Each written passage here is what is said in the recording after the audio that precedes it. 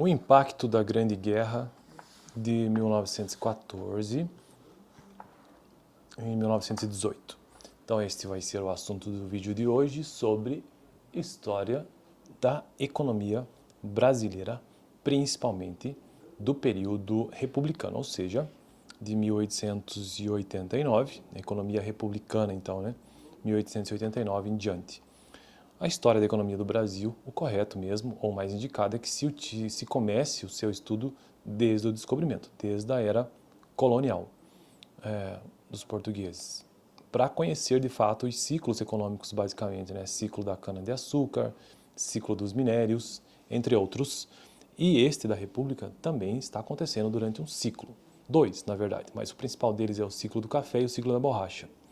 O fato é que eu resolvi começar aqui no canal a partir do período republicano, em 1889, por conta das políticas econômicas que são mais claras, são mais evidentes, conforme o presidente que está no poder.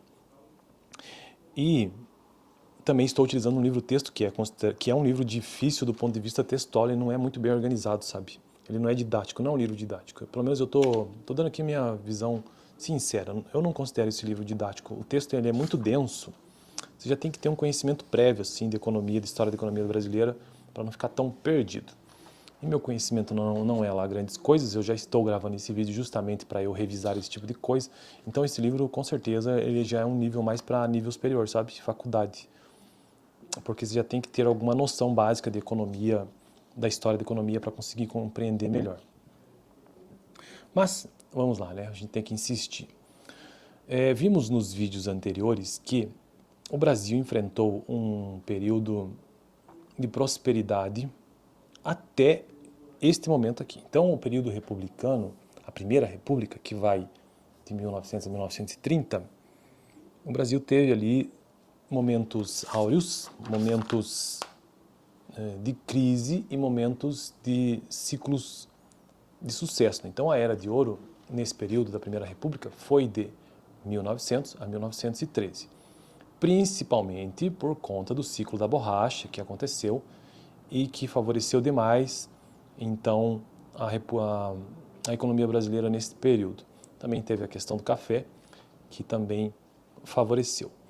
Além disto, nós tivemos também a questão de que os países europeus investiram pesadamente nas economias periféricas do mundo, Isso também influenciou positivamente. Agora,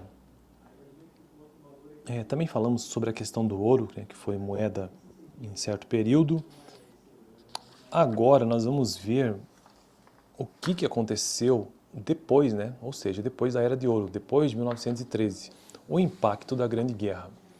Então, as crises que virão nesse período da Primeira República, elas acontecem principalmente por conta de situações exógenas, como a própria palavra que o texto aqui utiliza. O que isso significa? Por exemplo, sazonalidade, ou melhor, situações climáticas, situações de sazonalidade não, mas situações que não estão exatamente sob o controle dos produtores de café, por exemplo, e mesmo da borracha, são fatores exógenos. Não tem como ter controle sobre isso. E também essa flutuação, E também essa situação europeia da guerra, Então são situações exógenas, que não dependem exatamente do governo para que algo seja resolvido aqui. Então vamos começar o assunto de hoje sobre o impacto da Grande Guerra. Quero ler apenas um ou dois parágrafos para que o vídeo não fique longo.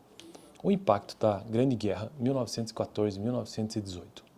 O início da guerra teve efeitos imediatos sobre o comércio internacional. Veja, internacional, não é só o Brasil. Afetando o fluxo de pagamentos externos, a receita tributária e a indústria do café. Então, afetou diretamente pagamentos externos, receita tributária e a indústria do café, no caso aqui do Brasil. A primeira reação do governo foi fechar a caixa de conversão, tentar ganhar tempo com uma série de medidas de emergência, incluindo um longo feriado bancário e uma moratória temporária sobre todas as dívidas, perdão da dívida, e autorizar uma grande emissão de notas inconversíveis que, apesar de montar apenas a uma fração da contratação da base monetária verificada desde 1913, serviu para aliviar temporariamente, como quase tudo na economia do Brasil é sempre temporariamente, a crise de liquidez e atender às despesas do governo. Então, o Brasil teve nesse período uma crise de liquidez e aí resolveram isso como? Emitindo moeda, né? Liquidez é aquele dinheiro imediato, aquele dinheiro de curto prazo que é necessário. Inclusive na contabilidade tem esse termo bastante comum, né?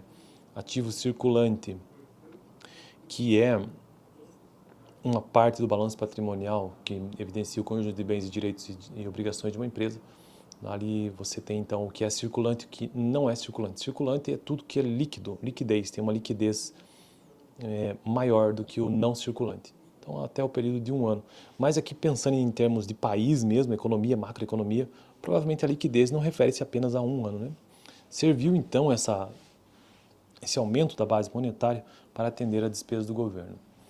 Entretanto, último parágrafo do vídeo de hoje. Entretanto, na medida em que o comércio se normalizava, apareceram grandes pressões para a depreciação da taxa de câmbio que, se materializada, ameaçava tornar mais crítica ainda já precária a posição orçamentária do governo.